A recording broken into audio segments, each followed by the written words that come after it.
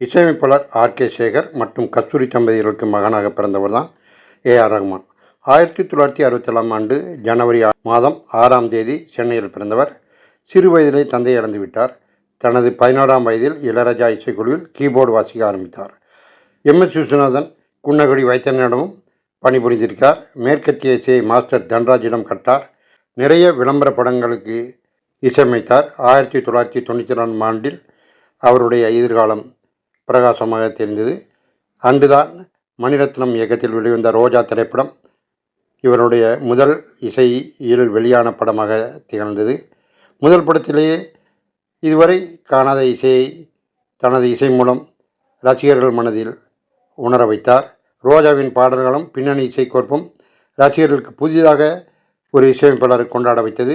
எல்லோருடைய கவனமும் இவர் மேல் விழுந்தது. ரோஜாவில் ஆரம்பித்த பயணம் வேகமாக இந்திய எல்லைகளை பரவி உலகெங்கும் பரவியது. இசைக்கு மொழி கிடையாது. தமிழ், இந்தி, ஆங்கிலம் என பல மொழிகளிலும் தனது எல்லையை விரித்தார். பல முறை பிலிம்பேர் விருதுகள், பல மாநில அரசு விருதுகள், பல முறை தேசிய விருதுகளை இவர் கையில் கொண்டு வந்து குவித்தது. ஸ்லம் டாக் மில்லியனர் என்ற ஆங்கில படத்தில் இசையமைத்ததற்காக கோல்டன் குளோப் விருது, பாப்டா விருதுகளை பெற்ற முதல் இந்தியர் ஏ.ஆர். ரஹ்மான் தான். இதே படத்தில் இசையமைத்ததற்காக ஆஸ்கார் விருதையும் பெற்று தந்தது.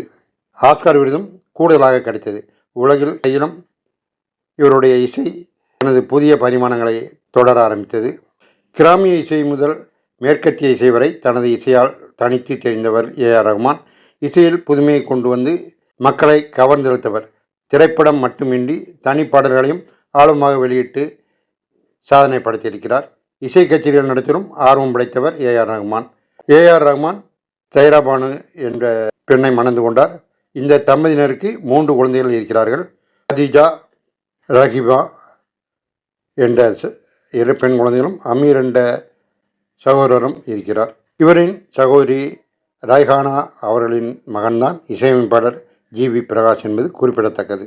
மகள் கதீஜாவின் திருமணத்தில் வரை ஒன்றாக இருந்த ஏ.ஆர். ரஹ்மான், சைரா பானுவின் தம்பதியினர் சமீபத்தில் தங்களுடைய மன வாழ்க்கையில் இருந்து இருவரும் பிரிவதாக தெரிவித்தார்கள்.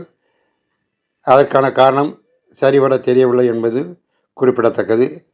மன வாழ்க்கையில் தனது தொழிலை அதிகமாக நிச்சயித்ததினால் மன வாழ்க்கையில் இருவருக்கிடையே இடைவெளி விழுந்துவிட்டது என்று மட்டும் தெரிகிறது. விரைவில் இந்த இருவருடைய இடைவெளியும் நீங்கி மீண்டும் ஒற்றுமையாக வாழ ரசிகர்கள் சார்பாக வாழ்த்துகிறோம்.